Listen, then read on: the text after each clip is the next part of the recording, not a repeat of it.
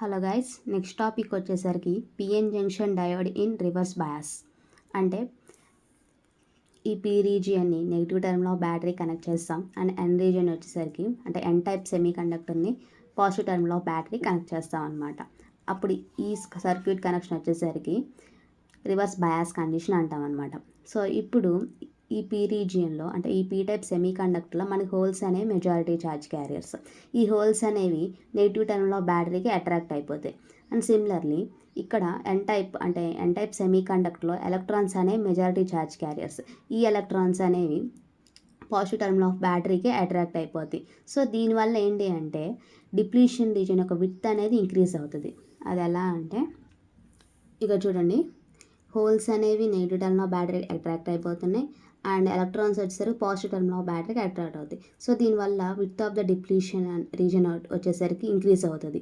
So ఇలా width అనేది increase అయితే మనకి రివర్స్ బయాస్లో రెసిస్టెన్స్ అనేది ఎక్కువ ఆఫర్ చేస్తుంది అనమాట. అంటే ఏంటి, కరెంట్ ఫ్లో అనేది తక్కువ ఉంటుంది. సో ఇలా విడ్త్ అనేది ఇంక్రీజ్ అయితే మనకి ఎలాంటి ఎలక్ట్రాన్స్ అండ్ హోల్స్ అనేవి జంక్షన్ని క్రాస్ అవ్వట్లేదు. అందుకని రివర్స్ బయాస్లో మన కరెంట్ అనేది జనరేట్ అవ్వదు. సో బట్ మనకి ఈ ఎన్ టైప్ సెమీ కండక్టర్లో మైనారిటీ ఛార్జ్ క్యారియర్స్ ఉంటాయి. ఏంటి అవి? హోల్స్. అండ్ సిమిలర్లీ ఈ పీ టైప్లో కూడా మైనారిటీ ఛార్జ్ క్యారియర్స్ వచ్చేసరికి ఎలక్ట్రాన్స్. ఇలా ఈ మైనారిటీ ఛార్జ్ క్యారియర్స్ అనేవి జంక్షన్ని క్రాస్ అవుతాయి అన్నమాట. అంటే ఎన్ టైప్లో ఉన్న హోల్స్ అనేవి జంక్షన్ క్రాస్ అవుతాయి అండ్ పీ టైప్లో ఉన్న ఎలక్ట్రాన్స్ అనేవి జంక్షన్ని క్రాస్ అవుతాయి అన్నమాట. ఇలా మైనారిటీ క్యారియర్స్ వల్ల కరెంట్ అనేది జనరేట్ అవుతుంది. అంటే చాలా తక్కువ కరెంట్ అనేది జనరేట్ అవుతుంది అనమాట. ఒకసారి ఇక్కడ చూడండి, although under reverse bias condition there is practically no current due to majority carriers.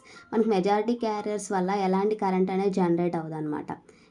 కానీ అయినప్పటికీ there is a small amount of current due to flow of minority carriers వల్ల మనకి లిటిల్ అమౌంట్ ఆఫ్ కరెంట్ అనేది generate అవుతుంది అనమాట. This current is called as reverse saturation current. ఈ current మనం ఏమంటామంటే రివర్స్ సాచురేషన్ కరెంట్ అంటాం. అండ్ దాన్ని I0తో రిప్రజెంట్ చేస్తాం.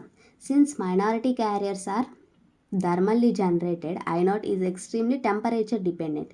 ఈ I0 అనేది, ఈ కరెంట్ అనేది టెంపరేచర్ మీద డిపెండ్ అయి ఉంటుంది. అది ఎలా అంటే I0 is found to double for every 10 degree centigrade rice for germanium. So ప్రతి 10 degrees దగ్గర I0 అనేది డబుల్ అవుతూ ఉంటుంది. I0 కరెంట్ అనేది డబుల్ అవుతూ ఉంటుంది అనమాట. అది జర్మేనియం అయితే. అదే సిలికాన్ అయితే 6 degrees దగ్గర. So in order of micro amperes for జర్మేనియంలో అయితే మైక్రో యాంపియర్స్లో అండ్ సిలికాన్లో వచ్చేసరికి నానో యాంపియర్స్లో అనమాట.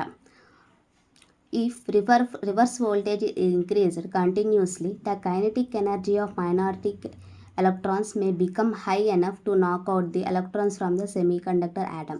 సో మనం రివర్స్ వోల్టేజ్ అని ఎక్కువగా అంటే ఇప్పుడు ప్రెసెంట్ వచ్చేసరికి మనకి మైనారిటీ క్యారియర్స్ వల్ల లిటిల్ అమౌంట్ ఆఫ్ కరెంట్ అంటే దట్ ఈస్ I0 కరెంట్ అనేది ఫ్లో అవుతుంది.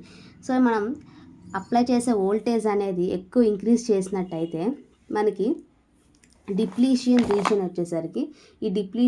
వచ్చేసరికి బ్రేక్ అయిపోతుంది అనమాట. ఎప్పుడైతే ఎక్కువ హై వోల్టేజ్ ఇచ్చేసామో కరెంట్ పాస్ అవ్వడానికి ఈ డిప్లీషన్ రీజన్ అనేది బ్రేక్ అవుతుంది.